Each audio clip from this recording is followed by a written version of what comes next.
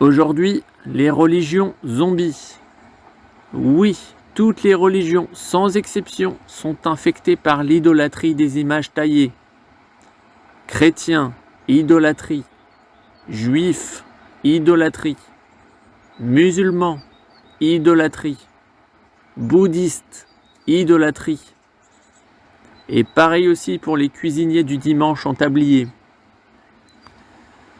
Et puis les athées républicains, là, c'est les pires de tous. Ils n'ont même pas conscience de leur religion. Donc quelques citations. Lévitique 26:1. Vous ne vous ferez point d'idole, vous ne vous élèverez ni image taillée, ni statue, et vous ne placerez dans votre pays aucune pierre ornée de figures, pour vous prosterner devant elle, car je suis l'Éternel votre Dieu. Essai 2:8. Son pays a été rempli d'idoles. Ils se sont prosternés devant l'ouvrage de leurs mains, devant ce que leurs doigts ont fait. Exode 24:5. Tu ne te feras point d'image taillée, tu ne te prosterneras pas devant elles et ne les serviras point. Matthieu 6:5. Lorsque vous priez, ne soyez pas comme les hypocrites qui aiment à prier debout dans les synagogues et au coin des rues pour être vus des hommes. Je vous le dis en vérité, ils reçoivent leur récompense. Bouddha n'était pas bouddhiste, Jésus n'était pas chrétien, Mahomet n'était pas musulman. Osée 12:10. J'ai parlé aux prophètes, j'ai multiplié les visions, et par les prophètes, j'ai proposé des paraboles. Et oui, dans un sens, la dernière religion, c'est le New Age de la précédente. Donc voilà, la majorité des églises d'aujourd'hui sont des églises dévitalisées et pourries jusqu'à la tête par la caste des marchands. On a l'exemple de la cathédrale de Barcelone, la Sagrada Familia, qui est déjà maudite et sous le sceau de l'Antichrist avant même d'être terminée. Impossible de rentrer sans le ticket QR codé mammonique. Romains 6:23. Car le salaire du péché, c'est la mort, mais le don gratuit de Dieu, c'est la vie éternelle en Jésus-Christ notre Seigneur. Apocalypse 21:6. Et il me dit, c'est fait, je suis l'alpha et l'oméga, le commencement et la fin. À celui qui a soif, je donnerai de la source, de l'eau de la vie gratuitement. Matthieu 21:12. Jésus entra dans le temple de Dieu. Il chassa tous ceux qui vendaient et qui achetaient dans le temple. Et il y a pire encore, la vocation de la communion dans l'Eucharistie n'est plus valable dans la majorité des églises. Cela devient un spectacle de carnaval et de vocalises qui tombent dans le grotesque et la caricature. Mais ne pensez pas que c'est tellement mieux dans les loges. Donc oui, une Eucharistie authentique est uniquement valable quand il y a une fraternité de ressuscités qui vivent ensemble le quotidien en Christ.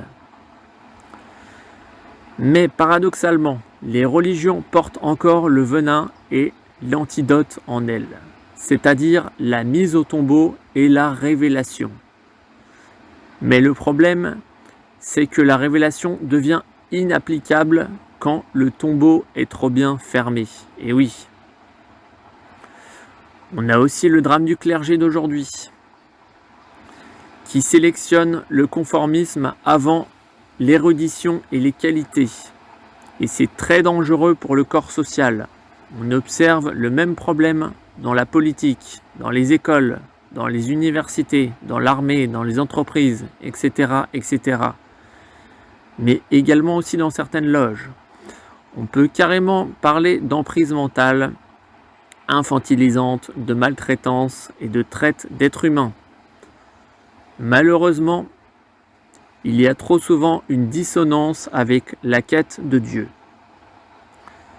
Matthieu 23,8. Ne vous faites pas appeler maître, car un seul est votre maître, le Christ, et que vous êtes tous frères. C'est le pouvoir de l'homme sur l'homme qui est un vrai problème. Et donc, petite citation de l'agneau. Qu'est-ce que le pouvoir, sinon imposer sa volonté à autrui?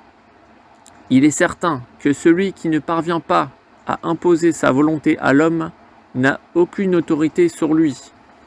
Or, puisqu'on ne peut contraindre l'homme que par la duperie, la menace ou la force, il s'avère que tout pouvoir de l'homme sur l'homme est une infamie. Beaucoup le voient maintenant. Et oui, le danger d'un système trop pyramidal, c'est que tu as juste à changer la tête pour récupérer le corps tout entier et en faire ce que tu veux. Donc, les infiltrations sont plus que probables. On arrive à un vrai problème. Le système de représentation est battu à son propre jeu, car il ne parvient plus à protéger ses propres enfants. Carl Gustav Jung a raison. L'initiation ne peut que passer par le processus d'individuation. Les religions d'aujourd'hui reproduisent des photocopies et c'est très dangereux parce que ça détruit l'altérité dans la fraternité et donc ça détruit la vie même. Si on veut de la créativité, des inventeurs, des pionniers, des chercheurs ou même tout simplement un peu de variété dans nos jardins, c'est indispensable de corriger le problème. Car si une organisation tombe dans la solidification, elle signe son arrêt de mort tout simplement. Mais peut-être que c'est l'ordre des choses, finalement. Le recyclage de ce qui est mort au profit de ce qui est vivant. Et dans un sens, la nature fait tourner la photocopieuse à plein régime jusqu'à faire naître l'altérité. Et c'est là que nous trouvons la présence du Christ, dans la transcendance de sa condition initiale. Mais la copie qui ne fait pas le travail termine inévitablement dans la corbeille. Donc, toutes les religions d'aujourd'hui nécessitent des réformes. Qu'est-ce que vous en pensez? Bon allez, je vous souhaite une bonne journée.